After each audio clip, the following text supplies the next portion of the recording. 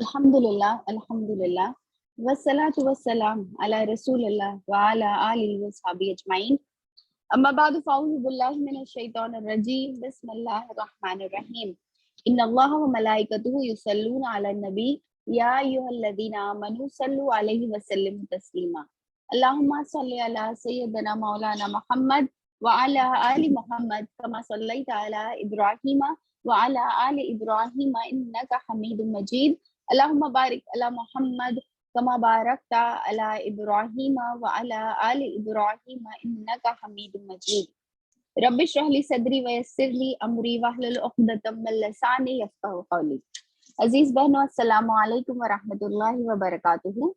इंशाअल्लाह ताला आज सीरत के इस एपिसोड में हम हिजरत का जो साल है, द कुरानिक ईयर 13, इसकी तफसीलात इंशाअल्लाह ताला देख रहे हैं। हमने इस हिजरत का जो साल है, इसके जो अहम वाक़यात है, उसको पिछले चंद हफ्तों में जो है उसको हमने कंप्लीट किया है, मुकम्मल किया है। अब उसके आगे चलते हैं। तो एक ब्रीफ जो है आपके सामने इआदा रिवीजन कर दूं मैं, ये कि हमने देखा कि नबी अकरम सल्लल्लाहु अलैहि वसल्लम जब मदीना आए हैं तो पहले नबी अकरम सल्लल्लाहु अलैहि वसल्लम कुबा पहुंचे हैं। वहां नबी अकरम सल्लल्लाहु अलैहि वसल्लम ने 3 दिन क़याम किया। यहाँ पे नबी अकरम सल्लल्लाहु अलैहि वसल्लम औस का एक क्लैन था, बनी आमिर, उसके यहाँ जो है वो मेहमान ठहरे और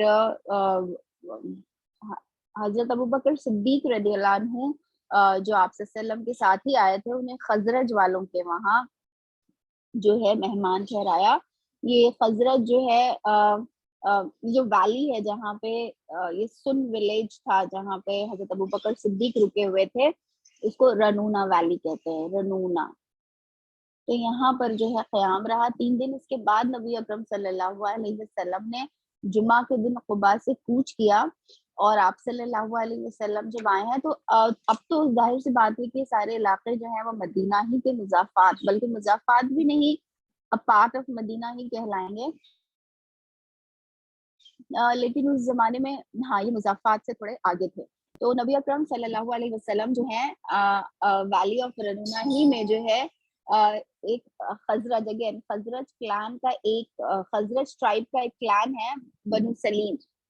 इनके यहाँ जो है सबसे पहले नबी अकरम सल्लल्लाहु अलैहि वसल्लम ने जो है जुमा की नमाज जो है वो पढ़ाई है। अब बहुत सारे लोग आप में से जो अगर सीरत पे क्विज कॉम्पिटिशन और इस किस्म के अगर कॉम्पिटिशन में हिस्सा लेते हैं तो अक्सर ये सवाल जो है पूछा जाता है कि आप सल्लम जब मदीना पहुंचे हैं तो सबसे पहली जुमा जो है वो कहाँ पढ़ाई है। तो वो आप सल्लल्लाहु अलैहि वसल्लम ने बनु सलीम, जो खजरज कबीले का एक खानवादा है, उनके यहाँ पढ़ाई है। और वो आज भी जो है जुमा मॉस्क के नाम से वो मस्जिद है। जैसे हम मस्जिद कुबा की ज़ियारत के लिए जाते हैं, वैसे ही ये मस्जिद जुमा भी जो है अभी भी मौजूद है और लोग जो है एज अ हिस्टोरिकल एविडेंस उसको देखने के लिए जाते हैं। उसके बाद ये हुआ कि जो बनु आमिर क्लैन है, बनी आमिर क्लैन औस का, यहाँ से कुछ 100 लोग थे जो आए आप सल्लल्लाहु अलैहि वसल्लम के साथ एज अ एस्कॉर्ट। यानी एक कोई बहुत ही मुमताज शख्सियत जो है वो जब वो मदीना में दाखिल हो रही है तो बिल्कुल नहायत ही उस शान के साथ जो नबी अकरम सल्लल्लाहु अलैहि वसल्लम के ओहदे की है, उसके साथ आप सल्लल्लाहु अलैहि वसल्लम दाखिल हो रहे हैं। आप सल्लल्लाहु अलैहि वसल्लम कोई मैले कुचले कपड़ों में कि बस इतना सफर करके आए हैं, नाउजुबिल्लाह मक्का से जान बचाकर भाग कर फरार हासिल करके आए हैं और अब मदीना दाखिल हो रहे हैं, ऐसा बिल्कुल भी नहीं है।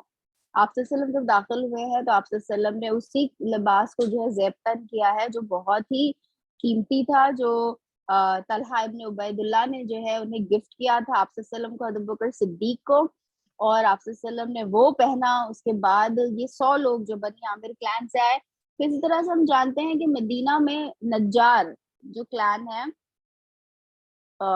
ये आप सल्लम का ननिहाल था ना, जहाँ पे आप सल्लम ने बचपन में जो अपनी अम्मी के साथ जब आप सल्लम मदीना आए थे तो यही लोग आपके होस्ट थे।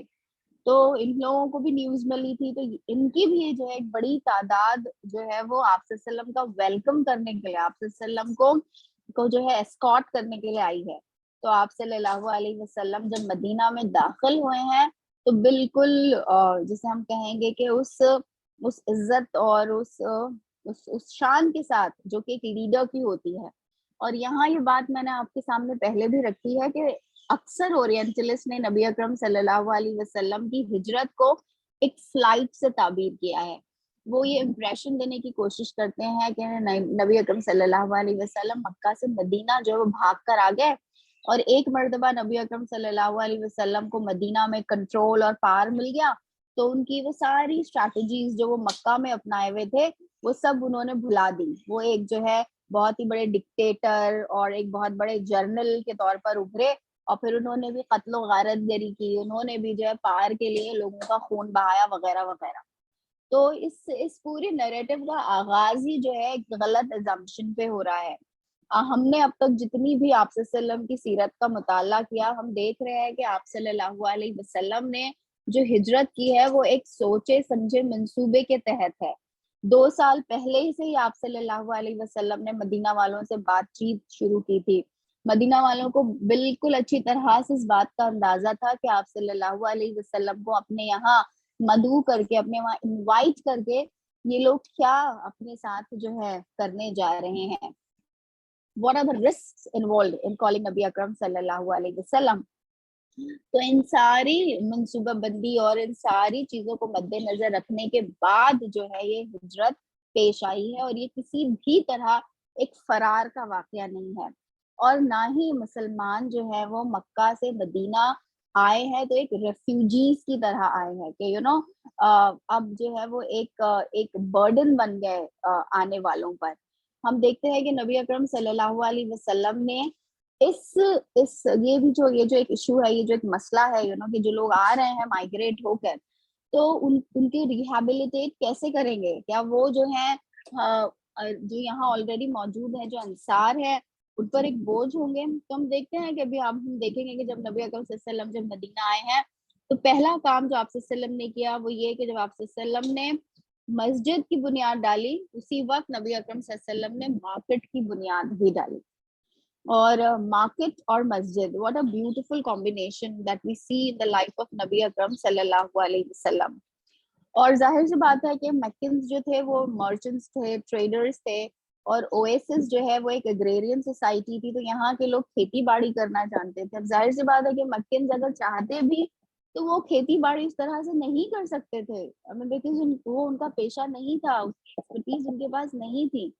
تو نبی اکرم صلی اللہ علیہ وسلم نے جو ہے ان سارے اکنامک جو مسائل ہو سکتے ہیں، جو پریشانیاں اور مشکلات اور ڈفیکلٹیز ہو سکتی ہیں، ان کو بھی اتنے بہتر طور پر جو ہے حل کیا.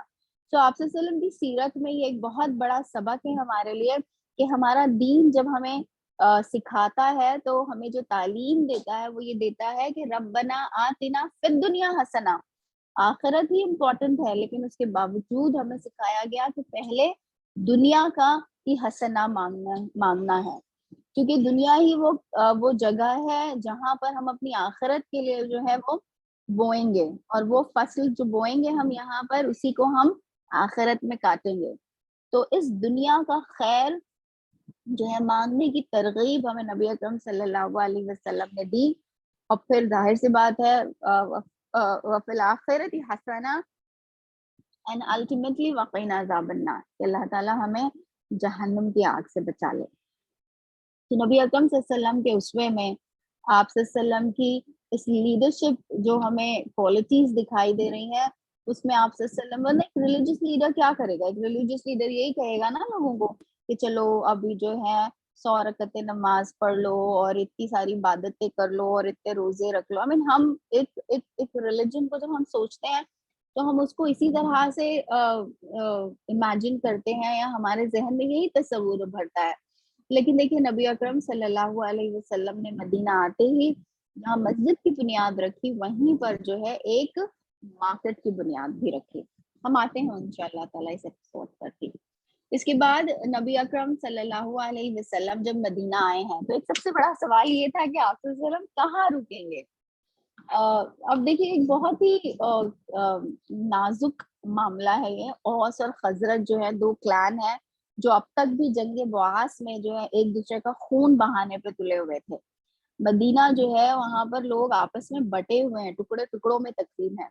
किसी एक के पास रहने का मतलब है कि वो एक गलत मैसेज जो है बिल्कुल आगाज में सेंड कर सकता है, और जिससे जो है एक बहुत गलत ओपिनियन, एक अगर हम आज की लैंग्वेज में कहें तो एक बहुत ही गलत किस्म का पीआर मैसेज जो है वो लोगों तक पहुंचेगा कि आप सल्लल्लाहु अलैहि वसल्लम खजरज के साथ रह गए, अच्छा खजरज वालों को जो है वो ज्यादा इम्पोर्टेंस है, या आप सल्लल्लाहु अगर औस वालों के साथ रह जाएं तो औस वालों को अपर हैंड हासिल हो जाए। तो नबी अकरम सल्लल्लाहु अलैहि वसल्लम ने इस कजिए का हल ये किया। अब कितनी दिल नवाजी, आप सल्लल्लाहु चाहते तो कहते नहीं बस मैं लीडर हूँ, मैंने ये हुक्म सुना दिया कि मैं कहाँ रहूंगा ना, ये मेरा हेडेक ही नहीं है कि आप क्या सोचते हैं और आप क्या नहीं सोचते हैं।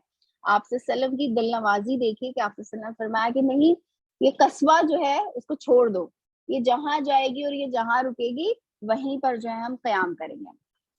अब कस्बा जो है ना, this is a beautiful scene कि कस्बा कैमल जिस पे आप सल्लम आए हैं वो चल रही है, और उसके पीछे पीछे लोग चल रहे हैं। अब कस्बा ने भी बहुत नखरे दिखाए उस दिन, कभी बैठ जाती, फिर थोड़ी देर के बाद खड़ी हो जाती, फिर चलने लगती, फिर कहीं रुक जाती, तो लोगों को लगता है अरे अब यहाँ पे स्टेशन हो गई है तो आप सल्लम जरूर यहाँ पर जो है वो तशरीफ रखेंगे, लेकिन फिर वो कस्बा जो है वो उठ जाती। बहरहाल इसी तरह से जो है कस्बा पहुंची एक कोर्टयार्ड में, यानी एक बहुत एक लंबा सी शहर था। इसकी इसकी तफसीलात कुछ ऐसी हैं कि ये जो कोर्टयार्ड या जिसे हम कहेंगे सहन की तरह एक बहुत बड़ी सी जगह थी जिसके बहुत सारे हिस्से थे। तो इस तरह से डिस्क्राइब किया जाता है कि जब कस्बा यहाँ आई है तो suppose this is a big courtyard, ठीक है, जिसमें कस्बा जो है दाखिल हो गई है। अब इसकी एक तरफ जो है बहुत सारे खजूरों के, डेट पाम्स के ट्री हैं, खजूरों के दरख्त हैं, डेट पाम्स हैं। उसके बाद उसके एक तरफ जो है कुछ बिल्डिंग्स थी, कुछ छोटी मोटी इमारतें थी, उनकी रूइंस है, यानी वहां पे कुछ खंडरात यानी इमारतें थी, पुरानी मखदूश इमारतें, तो रूइंस हैं। फिर उसके एक तरफ जो है यहाँ पे क्योंकि खाली जगह थी तो मदीना वाले अक्सर जो है अपनी यहाँ पर खजूरें सुखाते थे। डेट्स को जो है सुखाने के लिए ये हिस्से को इस्तेमाल करते थे, और इसके पीछे के हिस्से में जो है एक एक ग्रेवयार्ड भी था, एक कब्रिस्तान भी था जहाँ पे लोग दफनाते थे। अब जो है कि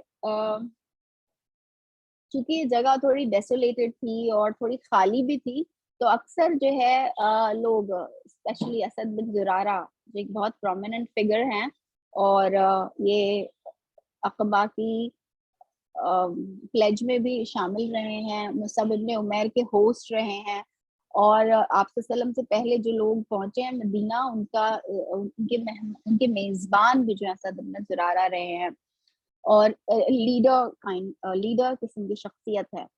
तो वो अक्सर चूंकि एक थोड़ा खाली सी जगह थी तो यहाँ अक्सर नमाज वगैरह पढ़ा लिया करते थे, पढ़ने का एहतमाम करते थे। तो कस्बा आई और कस्बा ने यहीं पर जो है इसी कोर्टयार्ड में आके वो बैठ गई। अब जब काफी देर तक कस्बा जो है नहीं उठी और उसने जब अपना सीना भी जमीन पे लगा दिया, तो दैट वाज अ साइन कि अब कस्बा जो है ये उठने वाली नहीं है, यानी अब वो बिल्कुल तरीके से जो है वो यहाँ पर स्टेशन हो गई है। तो अब सबने डिसाइड कर लिया कि हाँ अब जो है यहीं पर जो है अनाउंस किया गया कि नबी अकरम सल्लल्लाहु अलैहि वसल्लम जो है इसी जगह को जो है वो सिलेक्ट करेंगे अपनी रिहाइश के लिए। मालूम किया गया कि ये किसको बिलोंग करती है, तो पता चला कि दो यतीम लड़के हैं, सहल और सुहेल। तो ये जगह जो है ये उनकी उनके उनकी विरासत है। आप सल्लल्लाहु अलैहि वसल्लम ने फरमाया कि उन दोनों लड़कों को यहाँ बुलाया जाए। असद बिन जुरारा और जो उनके केयर टेकर थे, जो उनके गार्जियंस थे, उन्होंने कहा हाँ नबी अकरम सल्लल्लाहु अलैहि वसल्लम, ये लड़के भी यही चाहेंगे कि ये आपको हुबा कर दी जाए, ये जो है गिफ्ट कर दी जाए।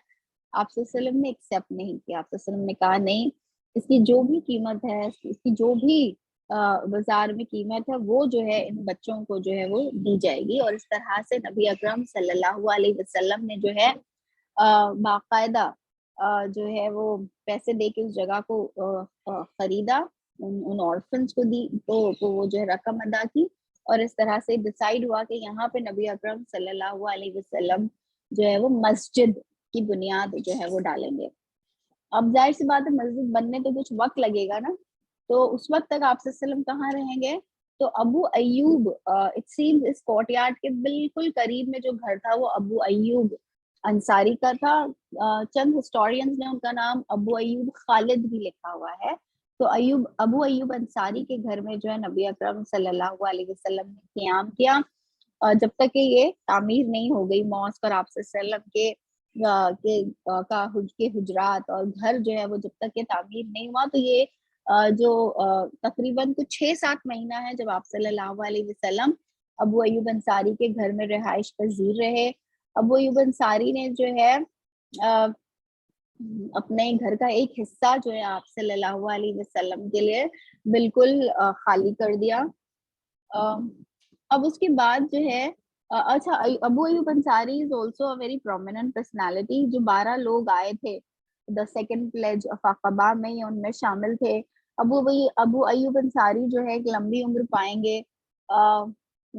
नबी अकरम सल्लल्लाहु अलैहि वसल्लम के बाद जो उमैयद के टाइम टर्की की तरफ जो एक्सपीडिशन जाएगा आज से 8 साल बाद, 8-10 साल बाद, तो उसमें जो है अबू अय्यूब अंसारी जो है उस एक्सपीडिशन का हिस्सा रहे और ये तुर्की चले गए। और जाहिर सी बात है कि जब उनका इंतकाल, उनकी रहलत जो है वो तुर्की में हुई, और आज भी जो है तुर्की में अबू अय्यूब अंसारी का ये कब्र है। एक उनके एक तुर्कों के एक बादशाह ने जो है उनकी वो पूरी जो है कब्र को प्रेजर्व किया और उसको जो है उस पर मजार जो है वो बना दी गई है। तो वो आज भी है तुर्की में अबू अय्यूब अंसारी। अब असद इब्न जुरारा जो है, जैसा कि मैंने आपसे पहले भी बताया कि ये right from the first time जो 6 पिलग्रिम्स जिनकी मुलाकात नबी अकरम सल्लल्लाहु अलैहि वसल्लम से हुई थी, जिनसे आप सल्लम ने जो है जिनके सामने ये पेशकश रखी थी कि आप लोग तो सिर्फ एक हकम की तलाश में हैं, व्हाट इफ आपको इससे बेहतर जो है मैं कुछ ऑफर करूं। तो उस डेलीगेशन में असद इब्न जुरारा भी शामिल हैं। और जैसा कि मैंने आपको बताया कि इन्हीं के हिस्से में जो है मुसअब इब्न उमैर की भी मेहमान नवाजी जो है वो आई। तो गर्ज इस तरह से आप सल्लल्लाहु अलैहि वसल्लम जो है यहाँ पर आप सल्लल्लाहु अलैहि वसल्लम मदीना पहुंच गए। अब मदीना पहुंच गए, काम खत्म, बल्कि अब काम शुरू हुआ। ये एक ऐसा माशरा था जहाँ पर आप सल्लल्लाहु अलैहि वसल्लम के पास सिर्फ अपनी ही कम्युनिटी नहीं थी। अब अपनी ही कम्युनिटी में एक वैरायटी है। एक तो वो है जो महाजिर जो हिजरत करके आएंगे, एक वो है जो ऑलरेडी वहां मौजूद है जिनको फिर अंसार का लकब दिया गया, हेल्पर्स का लकब दिया गया। उनके अपने बहुत टिपिकल और पेक्यूलियर मसाइल हैं जिनका हल भी तलाश करना है। फिर एक एक एक नई कम्युनिटी, एक नई उम्मत जो है उसकी तासीस जो है वो भी करनी है। अब यहाँ पर जो है एक एक वर्ड है उम्मत। बहुत ही इजीली हम इसको इस्तेमाल करते हैं, और हर दौर में जो है उम्मत के लफ्ज की एक कॉमन अंडरस्टैंडिंग है जो over a period of time जो है वो चेंज होती रही है। उम्मा, उम्मा, हम सब भी उम्मत बोलते हैं ना, उम्मत मुस्लिमा हम उर्दू में भी इस्तेमाल करते हैं। कुरान करीम में भी जो है ये लफ्ज इस्तेमाल हुआ है उम्मत के लिए। हजरत इब्राहिम के लिए भी इस्तेमाल हुआ है कि हजरत इब्राहिम अपने अंदर अपनी जात में एक उम्मत। तो गर्ज ये कि उम्मत जो है एक गिरोह, एक ग्रुप को कहा जाता है। हमारी अंडरस्टैंडिंग ये है कि उम्मत जो है वो bye by the virtue of its meaning जो है, इसका मतलब ये है कि एक ऐसा ग्रुप जिसको बिलोंग करने वाले एक ही मजहब को मानने वाले, यानी सारे मुसलमान जो है वो एक उम्मा फॉर्म करते हैं। लेकिन जब हम मदीना में देखेंगे और जब हम मदीना का वो सोशल कॉन्ट्रैक्ट देखेंगे जो नबी अकरम सल्लल्लाहु अलैहि वसल्लम ने डिवाइस किया मदीना पहुंचते ही, जिसे हम जो है the first city state constitution भी बिला शुबा कह सकते हैं। एक बहुत ही फेमस हिस्टोरियन है, इनका नाम है मोहम्मद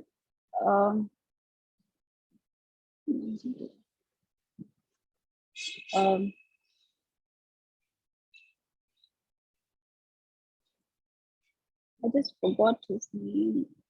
नाउज़ुबिल्लाह। इन्होंने जो है the first constitution state constitution जो रिटन था, रिटन फॉर्म में था, इसको बाकायदा जो इब्न हिशाम से और जो अर्लियर हमारे मैन्युस्क्रिप्ट है उनसे जो है ट्रेस करके जो है प्रोड्यूस किया गया है कि किस तरह से जो डॉक्यूमेंट बने हुए थे और जो तहरीर में लाया गया था वो क्या था। तो उसमें हम देखते हैं कि नबी अकरम सल्लल्लाहु अलैहि वसल्लम ने जो तहरीर करवाया है उसमें लफ्ज उम्मत इस्तेमाल किया गया है कि वो लोग जो मदीना में रह रहे हैं वो एक उम्मत कहलाएंगे। और इसमें सिर्फ महाजिर और अंसार नहीं शामिल थे बल्कि इसमें यहूदी भी शामिल थे जिनका अपना एक मजहब था, जो अपने एक डिस्टिंक्ट मजहब को मानने वाले थे। ऑल राइट, इससे पहले कि हम उस सोशल कॉन्ट्रैक्ट, उस कॉन्स्टिट्यूशन की बात करें, एक अहम टॉपिक है जिसके बाद हम फिर से दोबारा इस वर्ड उम्मा पर आएंगे। तो वो टॉपिक है कि किस तरह से मक्का और मदीना जो है उनके प्रॉब्लम्स और उनकी जो मसाइल थे उनकी नौयत बहुत मुख्तलिफ थी। मक्का जो है वो एक मर्केंटाइल सोसाइटी थी, बन गई थी over a period of a few years. इससे पहले जो मक्कन भी थे, हमने जो कुरैश की और अरबों की पूरी तारीख देखी उसमें हमने देखा कि ये बेसिकली खाना बदोश बद्दू थे, ये ट्राइबल लोग थे, राइट। ये किसी भी जगह जो है स्टेशन नहीं रहते थे बिकॉज वहाँ के जो जोग्राफिकल कंडीशन या जोग्राफियाई हालात थे, जो पानी की अवेलेबिलिटी थी, जो जानवरों के लिए ग़िज़ा और खुद इंसान के लिए ग़िज़ा की अवेलेबिलिटी थी, वो इस पूरे खत्ते में जो है मौसमी तौर पर अवेलेबल थी। तो कभी ये लोग नॉर्थ चले जाते और जब पानी जो साउथ में आता तो साउथ में आता। इस तरह से ये खाना बदोश लोग थे। मे बी जो हमने बिल्कुल बिगिनिंग में हमने कुरैश की हिस्ट्री जो है ट्रेस की थी, हमने कुरैश देखा था कि ये सारे जो अरब्स हैं, 3 किस्म की जो है अरबों की क्लासिफिकेशन हुई है। एक है प्योर अरब्स, दूसरे हैं अरबाइज्ड अरब्स और एक है पेरिश अरब्स। अब पेरिश अरब्स में जो है आद, समूद और ये वो कौमें हैं जिनके बारे में खुद अरब जानते थे कि ये पहले यहाँ मौजूद थी, लेकिन अब जो है वो इनका सफाया हो गया है, इनके ऊपर कोई अजाब आ गया था, इनके ऊपर कोई नेचुरल कैलामिटी आई थी जिसकी वजह से ये पूरी तरह से खत्म हो गया। उसके बाद अरबाइज्ड अरब हैं जिसमें वो बनी इस्माइल, जिसमें नबी अकरम सल्लल्लाहु अलैहि वसल्लम कुरैश जिस कबीले से आप सल्लम का ताल्लुक था वो अरबाइज्ड अरब थे। इसी तरह से प्योर अरब जो वहीं स्टेशन थे। और फिर मैंने आपको जो है मक्का की जब तारीख आपको बताई थी तो मैंने आपको बताया था कि मक्का की तारीख के लिए ये निमोनिक्स जो है याद रखें। वो निमोनिक क्या था? HIJK। HIJK कैसे? HIJK में सबसे पहले हाजरा जो है उनको तसल्लुत हासिल हुआ, पानी जो जमजम है ये इनकी दस्तरस में था तो इनके पास कंट्रोल था मक्का का। उसके बाद हाजरा के बाद ये इस्माइल के पास गया। HIJ जो है जुरहुम, जिनमें हजरत हाजरा ने अपने बेटे इस्माइल की शादी की, जुरहुम का कबीला। इस तरह से जुरहुम वाले जो है कई साल तक जो है वहां रहे। उसके बाद खुजा जो है ये आए हैं सीन पर। और कुरैश जो है उसके लिए हमने ये देखा था कि आप सल्लम के एक एंसेस्टर थे, कुस्सै उनका नाम है, फेमस है ये कुस्सै। तो इन कुस्सै की शादी जो है ये खुजा वालों में हुई थी। खुजा वाले इनके ससुराल वाले थे जो मक्का की, जिनके पास लीडरशिप थी। लेकिन इवेंचुअली ऐसा हुआ कि दामाद जो है वो ज्यादा वर्दी निकले मक्का की लीडरी के लिए एज कम्पेयर टू खुजा फैमिली में जो लोग मौजूद थे। और फाइनली जो है मक्का की लीडरशिप कुस्सै के पास आ गई जो कि कुरैश को बिलोंग करते थे। تو ہم نے یہ سب ساری ہسٹری پڑھی تھی. یہ میں نے ان لوگوں کے لیے ریوائز کی ہے جنہوں نے شاید انیشیل جو لیکچرز ہیں مس ہو گئے ہوں گے ان کے. تو میں یہ بتانا چاہ رہی ہوں کہ یہ ایک ٹرائبل کمیونٹی تھی. تو ظاہر سی بات ہے کہ آپ کے جو لاز ہوں گے, آپ انصاف کے لیے جو آپ نے قانون وضع کیا ہوگا, لا اینڈ آرڈر کو مینٹین کرنے کے لیے جو قوانین آپ نے بنائے ہوں گے, وہ بھی اسی پرپز سے ہوں گے کہ وہ ایک ٹرائبل سسٹم کو جو ہے سرو کریں. لیکن ہوا یہ کہ مکہ والے جو ہے مرکنٹائل جب کمیونٹی بن گئے, جب ان کے پاس بہت دولت آ گئی, ان کے پاس بہت پیسہ آ گیا, تو وہ جو ٹرائبل رولز انہوں نے بنائے تھے وہ جو ہے ایک کے بعد ایک کھوکھلے پڑنے لگے. تو میکن سوسائٹی میں ایک ان ایز سا آ گیا, بیکاز ان لوگوں کو پتا ہی نہیں چل رہا تھا کہ ان کی جو سوشل ریالٹی تھی, it was no more a tribal system. They were already in transition. In fact, they had already, moved away from being a tribal society into a mercantile community, جہاں پہ جہاں پہ پیسے کو بچا کے رکھنا اور کیپٹل جو ہے اس کی امپورٹینس بہت زیادہ گھر کر گئی تھی. اب یہ جو مائنڈ سیٹ ہے جو ایک مرکنٹائل کمیونٹی کا یا ان لوگوں کا جو ایک سیٹل کمیونٹیز میں رہتے ہیں, اور ایک ٹرائبل کمیونٹی کا, یہ دونوں جو ہے آپس میں ٹکراتے تھے, بار بار ٹکراتے تھے, اور اس کی وجہ سے ایک انریسٹ سا تھا میکن سوسائٹی میں. دیکھیے ٹرائبل جو سسٹم تھا اس کی کچھ خصوصیات تھی. اس کے اندر ایک بہت امپورٹنٹ ورچو تھا مروت, جسے ہم اردو میں کہتے ہیں نا مروہ. تو ہم تو مروت کو بہت لمیٹڈ سینس میں استعمال کرتے ہیں اردو زبان میں, لیکن عربی کا جو مروہ ہے اس میں شجاعت ہے, اس میں دلیری ہے, اس میں جس بات کو آپ حق سمجھتے ہیں اس کے لیے ڈٹ جانا ہے, یہ ساری خصوصیات اس مروہ میں شامل ہوتی ہیں. تو یہ مروہ جو ہے یہ ایک ٹرائبل سسٹم کا ایک اہم حصہ تھا, ایک اہم پہلو تھا. اسی کے ساتھ ان کے یہاں ایک عصبیت کہتے ہیں کہ ہم جو ہے چیزوں کا ساتھ دیتے ہیں یا اس کی اپوزیشن اس لیے نہیں کرتے ہیں کہ وہ چیزیں صحیح ہیں یا غلط ہے. ہمارے اندر ایک عصبیت ہے کہ یہ میرے کلان کا, یہ اگر ہاشم کلان کا ہے اور یہ ہاشم کلان والے نے کیا ہے تو وہ غلط ہے یا صحیح ہے, وہ میری بحث نہیں ہے. میری بحث صرف یہ ہے کہ میرے کلان والے کو کیا چاہیے میں وہ کروں گی. تو اگر میرا کلان والے نے ظلم کیا ہے اور پھر وہ جنگ پہ جا رہا ہے تو بھی میں اس کا ساتھ دوں گا, اور اگر وہ مظلوم تھا اور اس کو جنگ پہ جو ہے جانا پڑ رہا ہے تو بھی میں اس کا ساتھ دوں گا. تو ان کے لیے حق اور ناحق جو ہے وہ کوئی بہت اہم اس طرح سے نہیں تھا جتنا ان کے لیے عصبیت. in a limited sense we can say that communalism کہ ہماری جو گروہ ہے, ہمارا جو گروپ ہے, ہماری جو کمیونٹی ہے, میں بس اس کے لیے کیا اچھا ہے اور کیا برا ہے اور میں بس وہ سوچوں گا. میں اس بارے میں that's not my outlook to think کہ اس میں کیا حق صحیح ہے کیا غلط ہے ایکسیٹرا ایکسیٹرا. اب اس میں یہ ہوتا تھا, یہ مروہ اور یہ عصبیت اور ان کی یہ جو ساری کوالٹیز تھی ٹرائبل سسٹم کی, اس میں اس بات کا بہت دھیان رکھا جاتا تھا کہ ٹرائب جو ہے وہ کلان ہوتا تھا وہ ایک خاندان کی طرح ہوتا تھا. جیسے ہاشم کلان ہے, اس کا جو سربراہ ہوگا وہ صرف اپنے بال بچوں کا سربراہ نہیں تھا, وہ دراصل اپنی پوری کلان کا سربراہ ہوتا تھا, وہ اپنی پوری کلان کا والد کی جگہ ہوتا تھا, وہ ان کے باپ کی حیثیت اختیار کر جاتا تھا. جیسے ایک والد جو ہے وہ کیسے اپنے بچوں کو پالتا ہے, ان کی حفاظت کرتا ہے, ان کی سیکیورٹی کو پرووائڈ کرتا ہے, ہر طرح سے وہ ان کی دیکھ ریکھ کرتا ہے.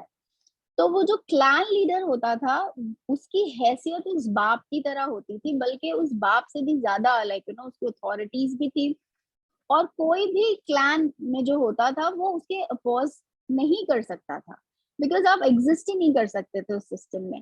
لیکن ہوا یہ کہ جیسے جیسے یہ مرکنٹائل مائنڈ سیٹ جو ہے ان کے اندر سیپ ان ہونے لگا, دولت کی ریل پیل ہونے لگی, تو یہ جو ان کی ٹرائبل ویلیو سسٹم ہے یہ سب شیٹر ہونے لگی.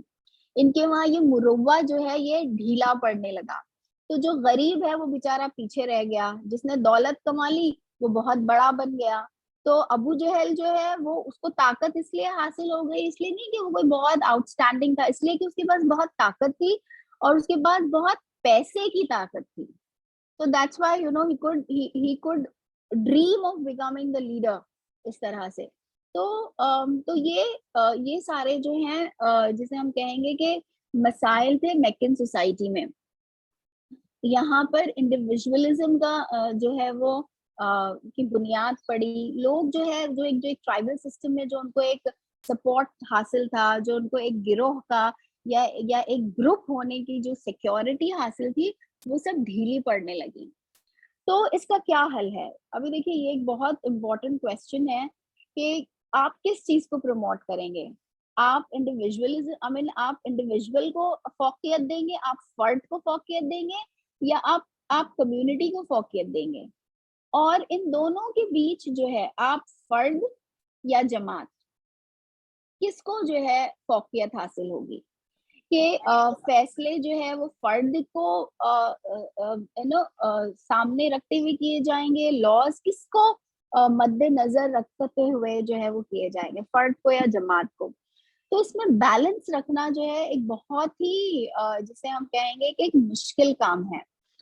سو نبی اکرم صلی اللہ علیہ وسلم نے جو سوشل جسے ہم کہیں گے کہ معاشرتی جو ہمیں قوانین دیے, اس میں نبی اکرم صلی اللہ علیہ وسلم نے اس یہ جو ایک ڈوئلزم یا جو ایک بائنری ہے انڈیویژول اور کمیونٹی اور فرد اور جماعت کی, اس کو حل کیا, اس کو سالو کیا. نبی اکرم صلی اللہ علیہ وسلم نے انڈیویژولزم اینڈ کمیونلزم کو کمبائن کیا, اور نبی اکرم صلی اللہ علیہ وسلم نے ایک کمیونٹی بنائی آف انڈیویژولز.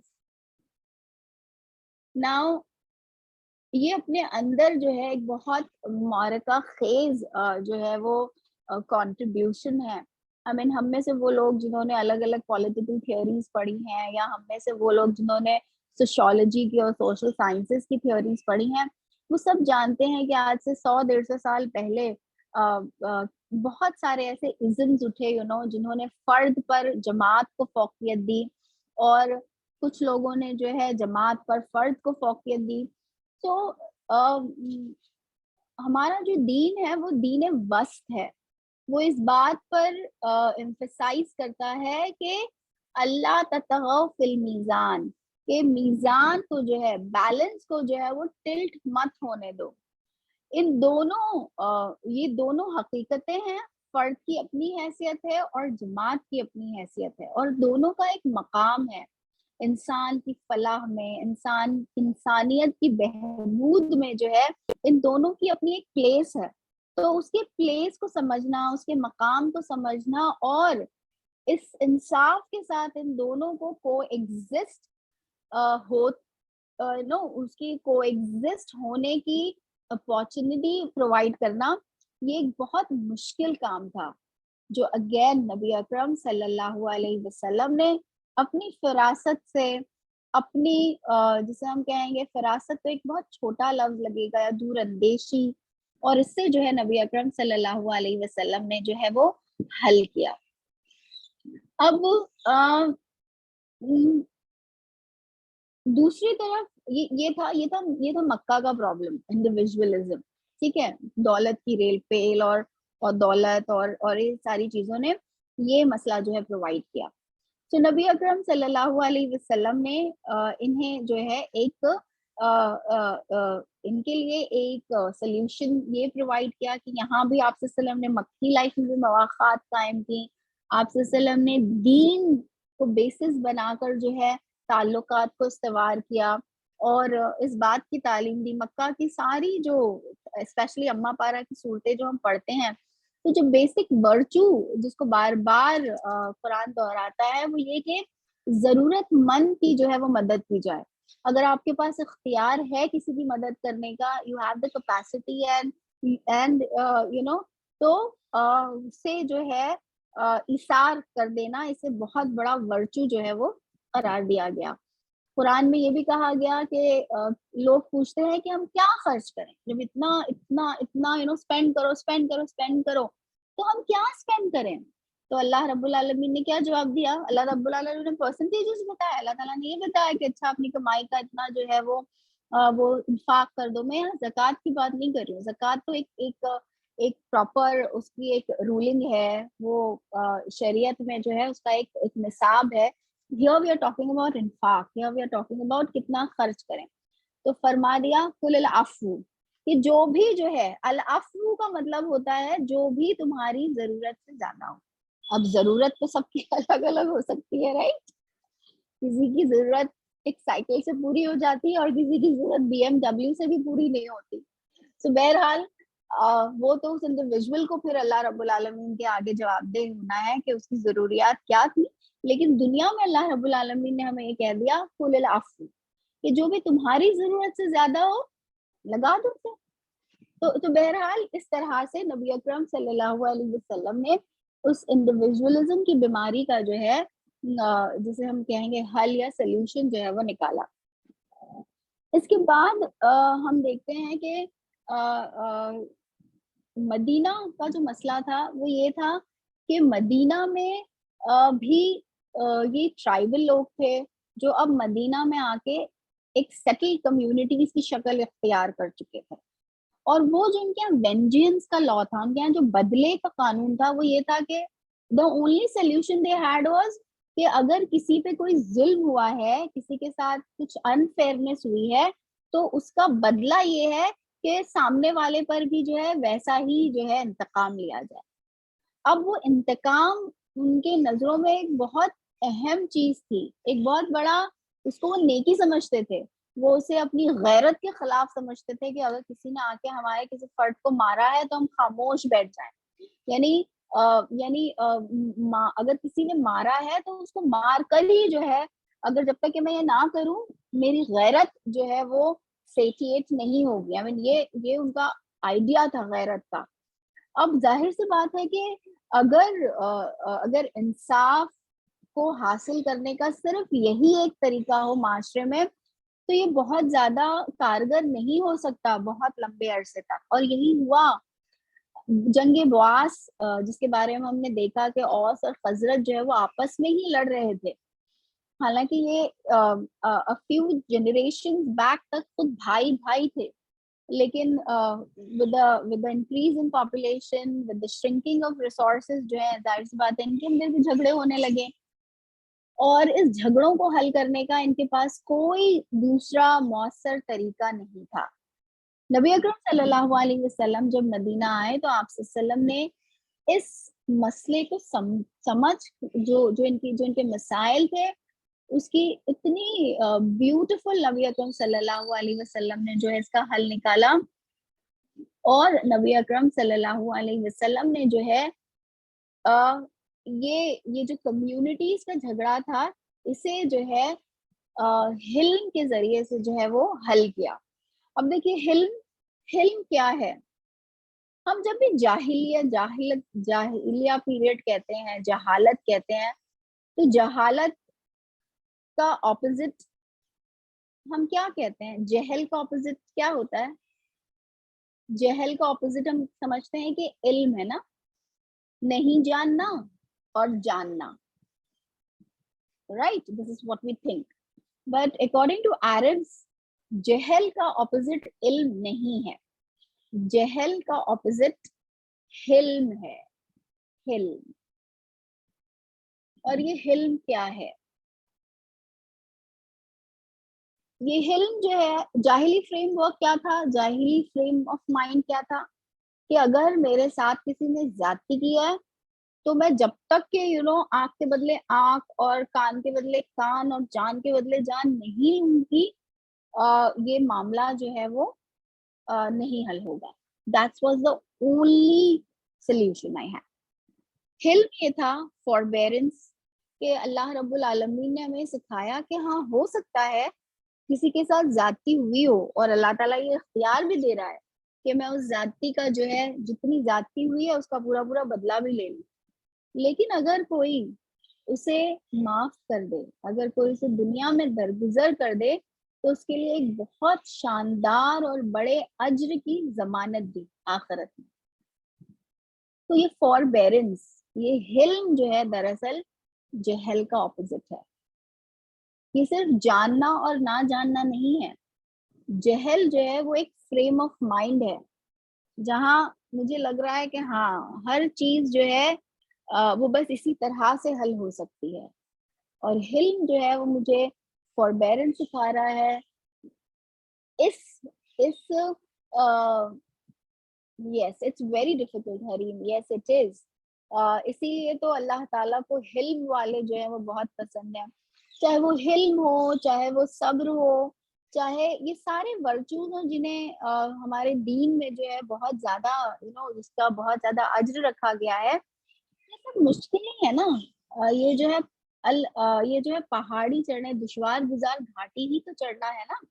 کہ اللہ رب العالمین نے یہی تو فرمایا کہ اور تم کیا جانو کہ وہ دشوار گزار گھاٹی کیا ہے. تو اسینشن ہمیشہ مشکل ہوتا ہے اور نیچے گرنا ہمیشہ ایفرٹ لیس ہوتا ہے. تو آئی نو اٹس ویری ڈیفیکلٹ. حلم جو ہے ہم اپنی چھوٹی سی زندگی میں جہاں پہ ہم کو بہت سارے رولز نہیں ادا کرنے پڑتے ہیں، ایک بہت ہی سیکیورڈ اور خوشی لائف میں ہمارے لیے حلم کو پریکٹس کرنا اتنا مشکل ہوتا ہے. تو سوچیے at a microscopic level, at a state level, when you have to take care of so many people's lives and you have to take care of people.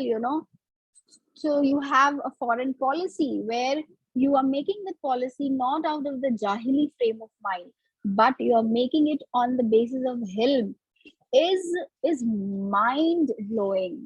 یعنی ہم اس کا اندازہ آج کے بھی اس دور میں جہاں پر ہم بات کرتے ہیں کس کی، ہیومن رائٹس کی بات کرتے ہیں، ہم بات کرتے ہیں فریڈم آف ایکسپریشن کی، اس دنیا میں بھی جو ہے وہ حلم جو نبی اکرم صلی اللہ علیہ وسلم نے پریکٹس کیا اور پریکٹیکلی کر کے دکھا دیا.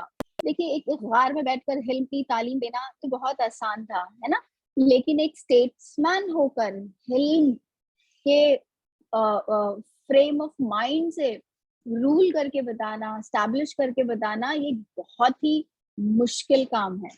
اور یہ نبی اکرم صلی اللہ علیہ وسلم نے انسانیت کو کر کے دکھایا اور ہمیں یہ سبق دیا کہ ایک جو امہ ہوگی، جو مسلم امہ جو آپ صلی اللہ علیہ وسلم کے نقش قدم پر چلنے والی ہوگی، وہ اپنی انڈیویجول لائف میں بھی حلم کو پریکٹس کرے گی، جاہلی فریم آف مائنڈ کو نہیں پریکٹس کرے گی.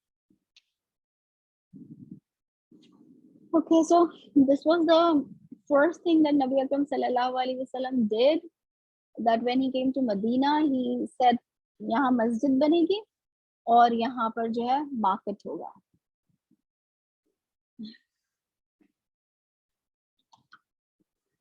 اب مجھے آپ کے ساتھ وہ جو ڈرافٹ ہے کانسٹیٹیوشن، ہاں وہ جو نام تھا میرے ذہن سے نعوذ باللہ اس وقت نکل گیا، محمد حمید اللہ. انہوں نے جو ہے بہت خوبصورت کتابیں لکھی ہیں سیرت پر، اور یہ ایک بہت ہی پرولیفک رائٹر تھے جو عربی زبان جانتے تھے، جو انگریزی جانتے تھے، اور جو فرینچ جانتے تھے، اور اردو اور فارسی بھی جانتے تھے. 5 زبانیں جو ہیں اس میں ان کو مہارت حاصل تھی. ان کی بہت ساری کتابیں سیرت پہ فرینچ میں موجود ہیں، عربی زبان میں موجود ہیں، اردو میں بھی موجود ہیں. ان کی ایک کتاب ہے جس میں اوور آل جو ہے انہوں نے اسلام پر بہت خوبصورت ان کے خطبات ہیں. آپ میں سے اگر کسی کو یہ کتاب ملے تو ضرور خرید کر اسے پڑھیں. اس کتاب کا نام ہے خطبات بہاولپور. بہاولپور ایک جگہ کا نام ہے جو پہلے جس زمانے میں انہوں نے خطبات دیے تب it was a part of India and after partition it went in Pakistan. تو وہاں پر جو ہے ان کے ایک لیکچر سیریز ہوئے تھے اور پھر اسے کتابی شکل جو ہے وہ دے دی گئی. It is one of the most beautiful books that somebody can read. اور پھر بعد میں جو ہے اس کا اردو ٹرانسلیشن بھی ہوا ہے، لیکن آپ میں سے جو لوگ اردو پڑھ سکتے ہیں اسے ضرور اردو میں پڑھیں، because Urdu is more effective جس طرح سے وہ لکھی گئی ہے. اور اس میں اسلام کو بہت خوبصورت انداز میں کہ ہم اسے کیسے سمجھیں، اور اس کے جو اہم ٹاپک ہیں کہ ایمانیات کیا ہیں، معاشرت کیا ہے, اخلاقیات کیا ہیں, سیاسیات میں اسلام ہمیں جو ہے وہ کیا کہتا ہے. تو یہ جو بڑے بڑے ہمارے جسے ہم کہیں گے کہ ٹاپکس ہیں جی, ان کو جو ہے بہت خوبصورتی کے ساتھ محمد حمید اللہ نے جو ہے پیش کیا ہے. ان کی ایک بہت اچھی کتاب ہے جس میں جو ہے انہوں نے دا بیٹل فیلڈز آف نبی اکرم صلی اللہ علیہ وسلم یہ بھی انہوں نے لکھی ہے, جس میں وہ پوری آپ وسلم ایز اے جرنل آپ وسلم نے جنگوں میں بھی جو ہے کس طرح سے حلم کو جو ہے وہ بروئے کار جو ہے آپ وسلم لاتے رہے, اس کو جو ہے پوری طرح سے ایکسپلین کیا ہے. دیٹ از آلسو ونڈرفل بک, چھوٹی سی ہے بٹ بڑی افیکٹو ہے. So Muhammad Hamidullah is a very good author, and I feel very nice, you know, he was an Indian اور عربی زبان میں لکھتے تھے اور فرینچ میں لکھتے تھے. 90 سال کی عمر میں جا کے ان کا انتقال ہوا ہے, and he died in Paris. اور بہت زہد والے انسان تھے. اپنی پوری زندگی انہوں نے جو ہے لکھنے, پڑھنے اور دین کی ترویج میں جو ہے وہ لگا دی. دوسری بک کا نام ہے the battle fields of prophet Muhammad صلی اللہ علیہ وسلم. اس کا اردو ٹرانسلیشن بھی ہوا ہے, لیکن اردو کتاب کا ٹائٹل مجھے نہیں پتا ہے, مجھے معلوم کرنا پڑے گا. اگر آپ لوگ اردو والی ٹائٹل جاننا چاہتے ہیں تو ادھر I can let you know. English میں اس کا ٹائٹل ہے the battle fields of prophet صلی اللہ علیہ وسلم. اب نبی اکرم صلی اللہ علیہ وسلم نے جو کانسٹیٹیوشن ڈرافٹ کیا مدینہ آنے کے بعد, اس میں کچھ 47 کلازز تھے. 47 I can imagine 47 کلازز جو ہے اس کو جو ہے مور اور لیس ہم 12 کلازز میں سمرائز کر کے سمجھ لیں گے انشاءاللہ تعالی, سمجھنے کی کوشش کریں گے.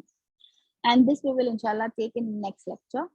تو یہاں پر جو ہے ہم اس کا اختتام کرتے ہیں اس دعا کے ساتھ کہ ہم نے بھی جو ہے, ہم کہتے تو ہیں کہ ہم اسلام لے آئے, ہم مسلمان ہو گئے ہیں, لیکن ہمارے پاس بھی ایک جاہلی فریم آف ریفرنس ہے جس کی بیسس پر ہم زندگی میں اپنی زندگی کے فیصلے کرتے ہیں. بعض اوقات وہ جاہلی فریم آف ریفرنس جو ہے وہ سوسائٹی ہوتی ہے کہ لوگ کیا کہیں گے, وہ ہمارے لیے بہت اہم ہو جاتا ہے. بعض اوقات وہ جاہلی فریم آف ریفرنس ہماری خواہشات, ہمارا نفس ہوتا ہے, ہماری ڈیزائرز ہوتی ہیں, اور وہ ڈیزائر جو ہیں کچھ بھی ہو سکتی ہیں. وہ ڈیزائر پیسہ ہو سکتی ہیں, وہ ڈیزائر فیم ہو سکتی ہیں, وہ ڈیزائر طاقت ہو سکتی ہے. وہ جیسے کہ علامہ اقبال کہتے ہیں کہ ہوس چھپ چھپ کے سینوں میں بنا لیتی ہے تصویریں. تو یہ ہوس جو ہے یہ کوئی بھی شکل اختیار کر سکتی ہے. تو اللہ تعالیٰ مجھے اور آپ کو اور ہماری ذریت کو اور ہماری آل کو جو ہے محفوظ رکھے, ہمیں اس جاہلی فریم آف ریفرنس سے جو ہے وہ نکالے. اللہ تعالیٰ ہمیں ان لوگوں میں شامل فرمائے جن کے اندر حلم ہے, جو انصاف اور اللہ کے نبی صلی اللہ علیہ وسلم کے بتائے ہوئے انصاف کو بروئے کار لا کر اپنی زندگی کے فیصلے کرتے ہیں. اللہ تعالیٰ ہمیں ان خوش نصیبوں میں شامل فرما لے کہ ہماری زندگی میں یہ ساری جو ہماری کوششیں ہیں, ہماری عبادتیں ہیں, ہمارے معاملات ہیں, ہمارے ریلیشن شپس, ہمارے تعلقات ہیں, ان سب کے ذریعے سے ہم جو ہمارا جو گول ہو وہ یہ ہو کہ ہم صبغت اللہ کو اختیار کرنے والا بن جائیں.